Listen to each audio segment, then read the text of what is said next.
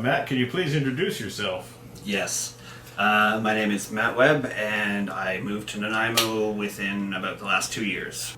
Tell us about your experience in learning about Nanaimo's music scene. When I moved here, it was the height of COVID, so not much was happening. So it was very hard, if not impossible, to learn about Nanaimo's music scene. So this has actually been a really good way for me to find out about different bands around town, how they're interconnected, different venues, the history of that, and sort of gave me a way to figure stuff out without actually being able to meet people or go to shows or do anything other than buy records with a mask on. What is your interest in music? My interest in music is lifelong, I guess. I've been playing in bands since I was a teenager.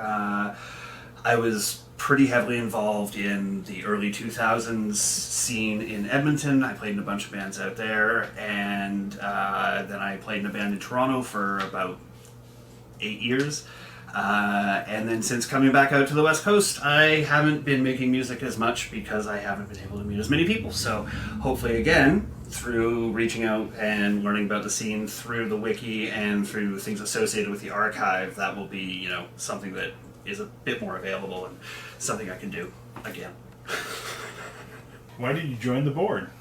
I joined the board because, as I mentioned before, it was COVID times and it was very hard to meet people at the time, and I wanted to sort of do something that wasn't necessarily playing in a band, that was still part of the music scene. And I'm also a designer, so I used to make gig posters a lot. There were other ways I was involved with the scene, so this is kind of one of those like auxiliary things to do that was sort of doing stuff without, getting up on stage and that sort of thing.